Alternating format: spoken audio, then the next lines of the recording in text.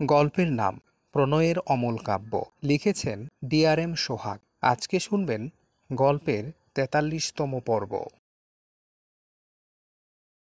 ইরফান বাইরে বেরিয়ে একটি পানির বোতল কিনল। এরপর রাস্তার এক সাইডে গিয়ে মায়রার হাত ধুইয়ে দেয়। মায়রা চুপচাপ ইরফানের কর্মকাণ্ড দেখছে। ইরফান মায়রার হাত ধুয়ে বোতলটা ছুঁড়ে ফেলে। এরপর মায়রার দিকে তাকালে দুজনের চোখাচোখি হয়। ইরফান কিছু বলল না। মায়রার হাত ধরে আরেকটি ক্যাফেতে যায়। সেখানে থেকে মায়রার জন্য 10টি বিরিয়ানির বক্স নেয়। লোক দিয়ে তার গাড়িতে রেখে আসতে বলে। মায়রা অবাক হয়ে বলে, এত বিরিয়ানি কেন নিচ্ছেন? ইরফান মৃদুস্বরে বলে, তুমি খাবে? আমি তো এত খেতে পারবো না, নষ্ট হবে সব। এখানে মনে হচ্ছে পুরো বিয়ে বাড়ির খাবার নিয়ে যাচ্ছেন। ইরফান মায়রার দিকে শীতল দৃষ্টিতে তাকায়। মায়রার হাত টেনে নিয়ে গাড়িতে গিয়ে বসে। মায়রা ইরফানের দিকে চেয়ে বলে, আপনি এমন করছেন কেন? আমি সত্যি এতগুলো খেতে পারবো না। ইরফান মায়রার কোলের উপর একটি বিরিয়ানির প্যাকেট রেখে ভ্রু কুঁচকে বলে, নাও স্টার্ট। মায়রা কিছু একটা ভেবে আর কথা বাড়াল না। পায়ের জুতো খুলে রেখে সিটের উপর দুপা তুলে আড়াআড়িভাবে ভাঁজ করে বসে। এরপর মনোযোগ সহকারে খাওয়া স্টার্ট করে। 4টে লোকমা খেয়ে মায়রা একটু থামে। ভীষণ ঝাল লাগল, কিন্তু ও খাওয়া থামাল না। ঝালে নাকমুখ লাল হয়ে গিয়েছে। কিছু মনে পড়তেই ঘাড় বাঁকিয়ে ইরফানের দিকে তাকালে দেখল ইরফান তার দিকে চেয়ে আছে। মায়রা ভ্রু কুঁচকে জিজ্ঞেস করে, আপনি খেয়েছেন নাকি? No, no. মায়রা তার হাতের বিরিয়ানির প্যাকেট ইরফানের দিকে এগিয়ে দিয়ে বলে, আপনি চাইলে এখান থেকে খেতে পারেন। ইরফান মায়রার হাতের বিরিয়ানির প্যাকেটের দিকে একবার তাকায়। দৃষ্টি ঘুরিয়ে মায়রার মুখপানে তাকায়। মেয়েটার চোখ ভেজা, নাকের পাটা লাল, ঠোঁটজোড়া টকটকে লাল, চারপাশ তৈলাক্ত সাথে ভেজা। ইরফান মায়রার ঠোঁটজোড়ায় দৃষ্টি রেখে মৃদুস্বরে বলে, yeah, I want to eat something. Maira তার হাতে থাকা বিরিয়ানির প্যাকেটে নজর বুলায়। বেশ এলোমেলোভাবে খেয়েছে। একপাশ থেকে সুন্দর করে খায়নি। ইচ্ছে করে নয়, আসলে সে এভাবেই খায়। অতঃপর মাথা তুলে বলে, আপনি তো অনেকগুলো বিরিয়ানির প্যাকেট কিনলেন, ওখান থেকে একটা নিন। ইরফানকে চুপ থাকতে দেখে মায়রা তার হাতের প্যাকেট ড্যাশবোর্ডের উপর রেখে বলে, আচ্ছা দাঁড়ান, আমি পিছনের সিট থেকে আপনাকে প্যাকেট এনে দিচ্ছি। কথাটা বলে তার সিটে কুঁজো হয়ে দাঁড়ায়। সামনে থেকে গাড়ির ভেতর দিয়েই পিছনের সিটে পা রাখার জন্য ডান পা উঠালে ইরফান তার ডান হাতে মায়রার বা পা ধরে টান দেয়। মায়রা ধপ করে ইরফানের কোলে এসে পড়ে। মেয়েটা চেঁচিয়ে ওঠে। ইরফান দুহাতে মায়রার কোমর জড়িয়ে মায়রাকে তার দিকে ফিরিয়ে বসায়। মায়রা তার ডান এঁটো হাতেই ইরফানের ব্লেজার আঁকড়ে ধরে পড়ে যাওয়ার ভয়। ইরফানের দিকে পিটপিট করে তাকায়। জিভ দিয়ে ঠোঁট ভিজিয়ে বলে, খাবেন না? ইরফান বা হাতে মায়রাকে নিজের দিকে টানল আরেকটু। ডান হাত মায়রার গালে রেখে ছোট করে বলে, ইয়াহ। মায়রা মিনমিন করে বলে, তাহলে আনতে দিচ্ছেন না কেন? ইরফান মায়রার তৈলাক্ত ঠোঁটজোড়ায় দৃষ্টি নিবন্ধ রেখে ঠান্ডা গলায় বলে, because I want to it delicious chocolate, not biryani. কথাটা বলেই মায়রার ঠোঁট জোড়া আঁকড়ে ধরে। মায়রা স্তম্ভিত হয়, তবে ইরফানকে বাধা দেয় না। লজ্জারা ঘিরে ধরলেও সেই আগের মতো অস্বস্তি হয় না এখন। তবে মেয়েটা চুপ করে বসে থাকে। প্রায় 1 মিনিট হতে না হতেই ইরফান মায়রার ঠোঁট জোড়া ছেড়ে ডান দিকে ঘাড় কাত করে। চোখ বুজে দাঁতে দাঁত চেপে রাখে। মুখ, জিহ্বা জ্বলছে। মায়রা ছাড়া পেয়ে ধীরে ধীরে ইরফানের কোল থেকে পাশের সিটে যেতে চায়, তার আগেই ইরফান মায়রাকে টেনে ধরে। মায়রা ইরফানের দিকে তাকালে অবাক হয়। ইরফানের চোখমুখ কেমন লাল। একটু আগেই তো ভালো ছিল। ইরফান দাঁতে দাঁত চেপে বলে, স্টুপিড, কি খেয়েছ? মায়রা ঢোক গিলে। সে তো বিরিয়ানি খেয়েছে। কিছু একটা মনে পড়তেই জিভেও কামড় দেয়। তার এক বান্ধবী তাকে বোম্বাই মরিচ দিয়েছিল। মায়রার তো ঝাল খেতে খুব ভালো লাগে। সে সেই মরিচ ব্যাগ থেকে বের করে বিরিয়ানির সাথে খেয়েছে। তারও ঝাল লেগেছে, কিন্তু বেশি মজা লেগেছে। ইরফানের দিকে তাকালে দেখল ইরফান চোয়াল শক্ত করে তার দিকে চেয়ে আছে। চোখমুখ কেমন লাল। মায়রার বুঝে আসে না এই লোকের উপরে উপরে এত ঝাঁজ, অথচ সামান্য একটু ঝালই খেতে পারে না। মিনমিন করে বলে, আমি আসলে বোম্বাই মরিচ খেয়েছি। হোয়াট? ইরফানের ধমকে মায়রা কেঁপে ওঠে। ইরফান বিরক্তর নিঃশ্বাস ফেলল। রেগে বলে, স্টুপিড গার্ল, আর একবার এইসব ফালতু জিনিস খেলে থাপ্পড় দিয়ে সব দাঁত ফেলব তোমার। মায়রা মাথা নিচু করে মুখ ফুলিয়ে রাখে। তার ভালো লাগে সে খাবে। তার সব পছন্দের খাবার এই লোকের জন্য খাওয়া বাদ দিবে। মাথা উঁচু করে বলে, আমার ভালো লাগে, আমি খাব। ইরফান চোখ গরম করে তাকায়। মায়রা চোখ নামিয়ে নেয়। ইরফান ঠান্ডা গলায় বলে, okay, I will eat to you. Wait.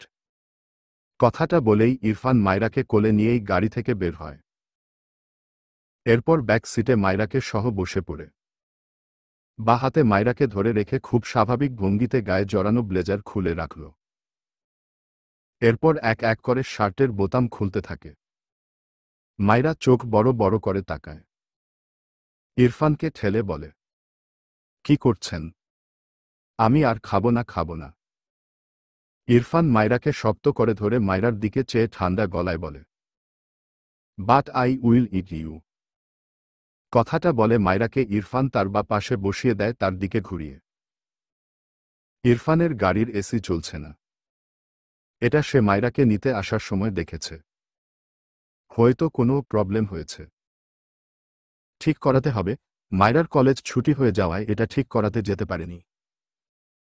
গরমে ইরফানের অবস্থা নাজেহাল। ডান হাতে শার্টের বোতাম খুলতে খুলতে বাদিকে ঘাড় বাঁকিয়ে মায়রার দিকে একবার তাকায়। মায়রা ভরকানো মুখে ইরফানের দিকে চেয়ে আছে। ইরফান ডান দিকে ঘাড় বাঁকিয়ে ঠোঁট বাঁকিয়ে একটু হাসল।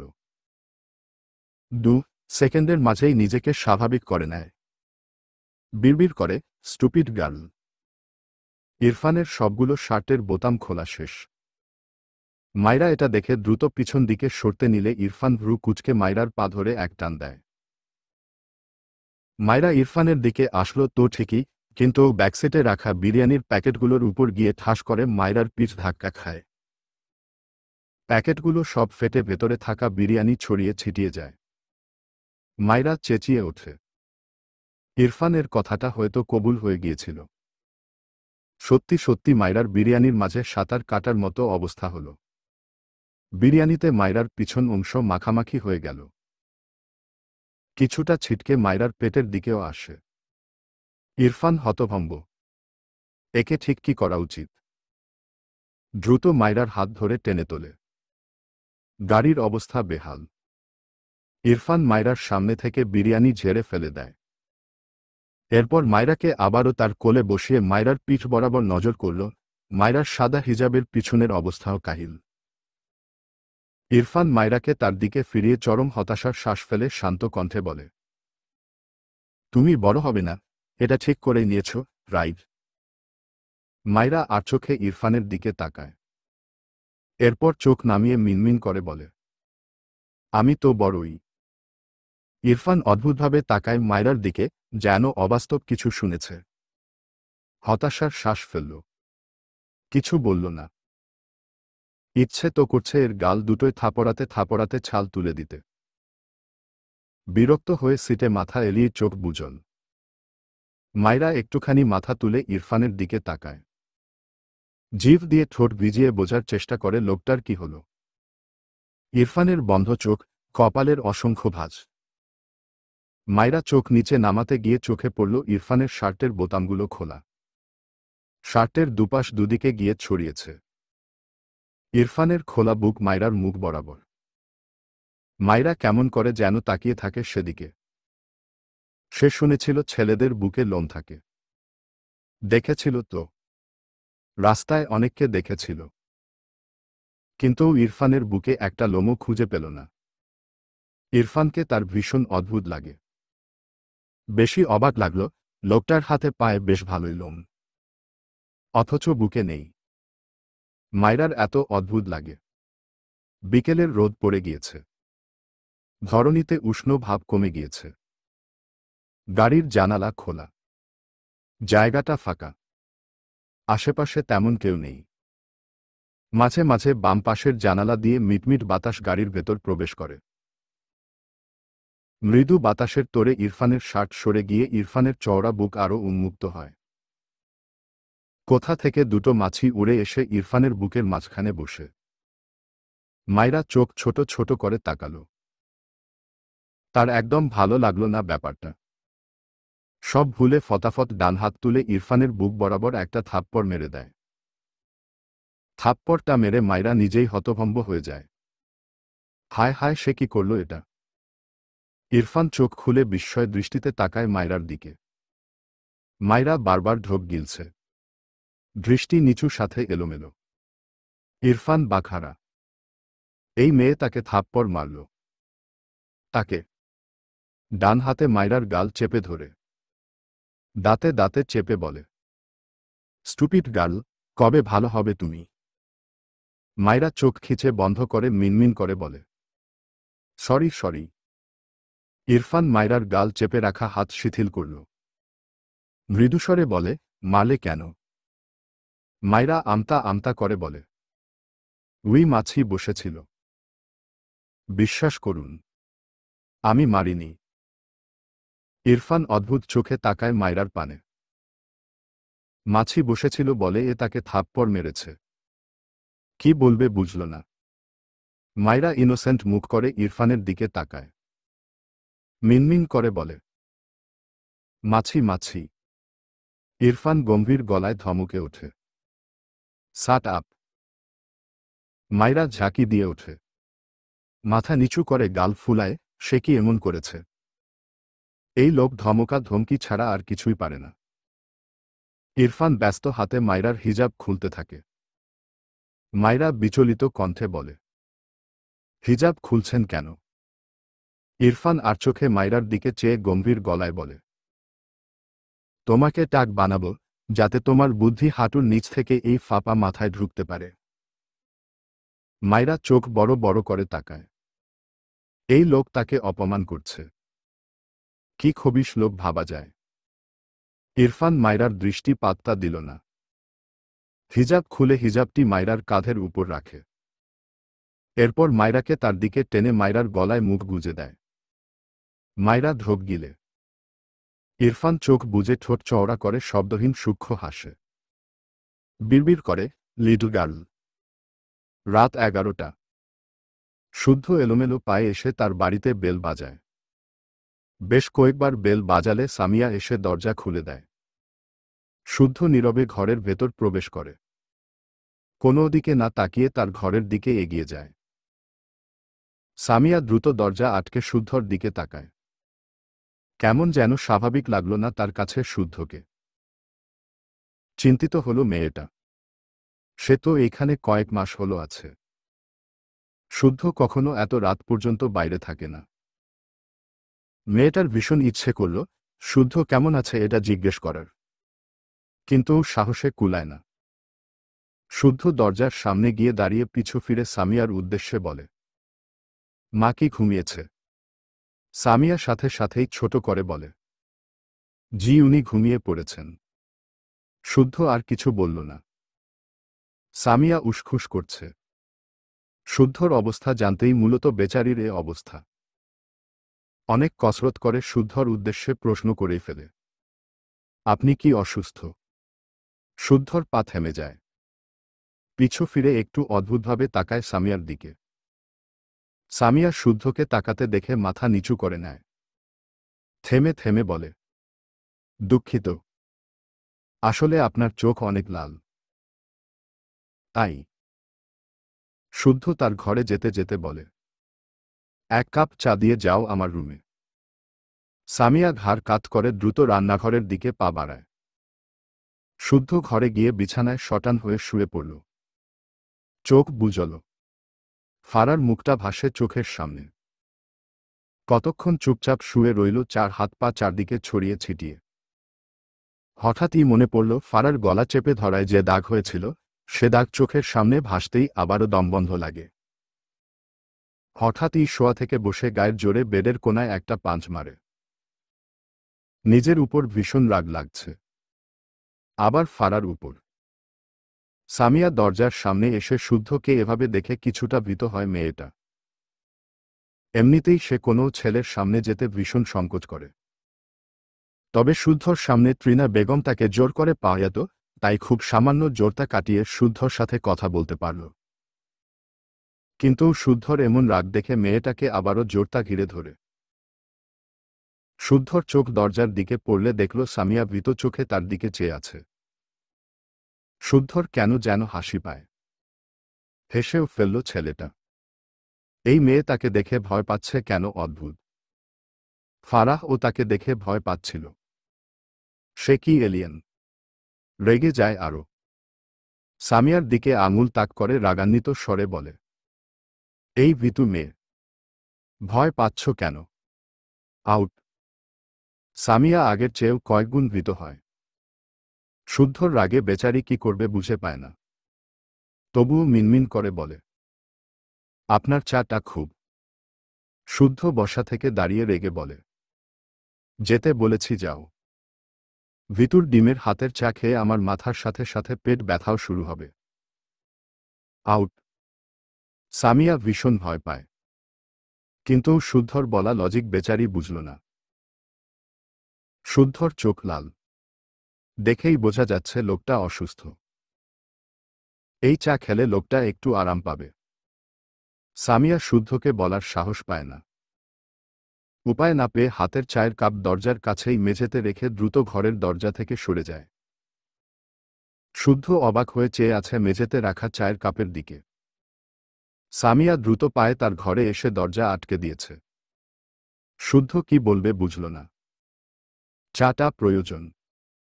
এগিয়ে এসে চায়ের কাপটা তুলে নেয়। দাঁড়িয়ে দাঁড়িয়েই চাটা শেষ করল। স্বাদ নতুন নয়। সামিয়া এ বাড়ি আসার পর সামিয়ার হাতে চা বেহিসাব খাওয়া হয়েছে শুদ্ধর। ভাইয়া শুদ্ধ ভাইকে একটা কল করবে। ফাইজ তার ঘর থেকে বেরিয়েছিল। ফারাহকে টলতে দেখে ফাইজ অবাক হয়ে বলে, তোর কি হয়েছে ফারাহ? ফারাহ লালিত চোখ জোড়া টেনে তুলে ভাইয়ের দিকে তাকায়। দুর্বল কণ্ঠে বলে, শুদ্ধ ভাই কেমন আছে একটু শুনবে ভাইয়া? ফাইজ ফারার কপাল চেক করল। মেয়েটার জ্বরে গা পুড়ে যাচ্ছে। ফাইজ দ্রুত ফারাহকে এক হাতে আগলে নিয়ে ফারার ঘরের দিকে নিয়ে যায়। ফারাহ ঘাড় বাঁকিয়ে বলে, শুদ্ধ ভাইকে একটা কল কর না ভাইয়া। তুই আগে ওষুধ খা। এরপর করছি। গায়ে তো অনেক জ্বর। ফারাহ কিছু বলল না। ফাইজ ফারাহকে ওষুধ খাইয়ে দেয়। ফারাহ আবারও ফাইজের কাছে আবদার করে।